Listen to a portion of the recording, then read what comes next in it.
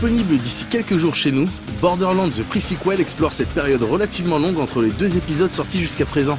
On y intègre le groupe de Handsome Jack, l'antagoniste principal de Borderlands 2, qui pour le coup se situerait presque du côté des gentils. Vous combattrez sur la lune de Pandore, Elpis, en incarnant l'un des 4 personnages du jeu. Willem, un humain plutôt branché cybernétique que l'on affronte d'ailleurs dans l'épisode 2, Athéna, une mercenaire équipée d'un bouclier dévastateur, Nisha qui maîtrise les flingues comme personne, et enfin Claptrap qu'on ne présente plus.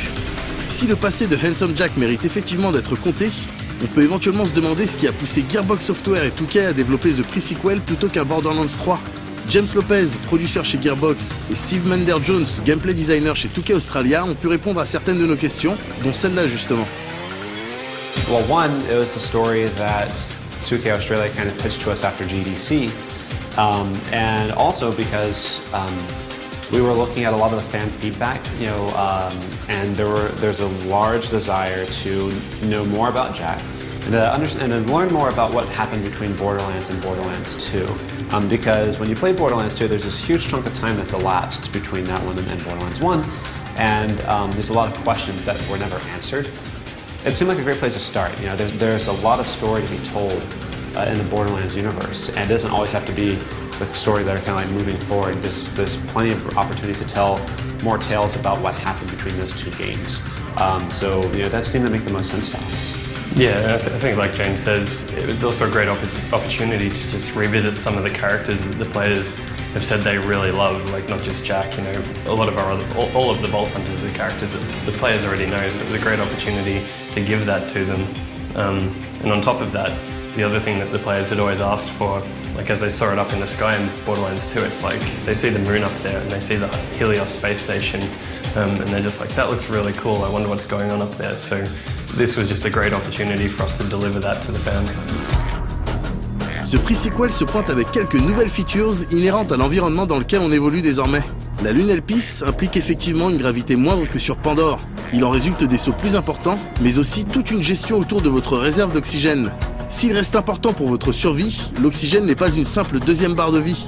Vous pouvez par exemple utiliser le précieux gaz pour gagner quelques mètres lors d'un saut, et même vous en servir pour atterrir violemment sur vos ennemis, leur infligeant des dégâts spécifiques en fonction de votre équipement. Et ce ne sont pas les seules nouveautés sympas que l'on trouve ici. I think one of the really interesting ones to start on is our new laser weapons.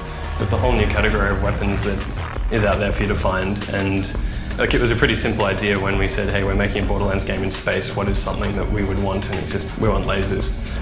So it was a really easy decision there, and I really love the lasers because they're not just one type of weapon, there's actually like 4 different types of lasers, so it's like a whole subcategory in itself, so you can get like Ghostbusters style beam lasers or railguns or Stormtrooper blaster type lasers, so it's really a lot of fun to just find all these interesting lasers and pick out the ones you really like. Borderlands is a loot game, so I think that's an excellent thing. And in a similar fashion, we've also got the new cryo element, which is an element that can come on any weapon type, so when you shoot your enemies you actually can freeze them, and the great thing we've got with that is we've got a great system where they'll actually freeze into like a solid mass, and if you damage them enough while they're frozen, they'll actually shatter into little chunks, and combined with the fact it's like gravity, and if you kill them with like an explosion, those chunks will just sort of go flying everywhere, and it's just really satisfying. On note également la présence du Grinder, ce tout nouveau dispositif qui permet de se débarrasser de son trop-plein de loot de manière plus originale que la simple revente.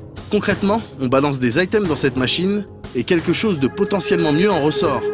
The Pre-Sequel dispose donc d'idées sympas et d'un contenu probablement aussi massif que les précédents, ce qui a dû engendrer pas mal de difficultés en termes de gestion.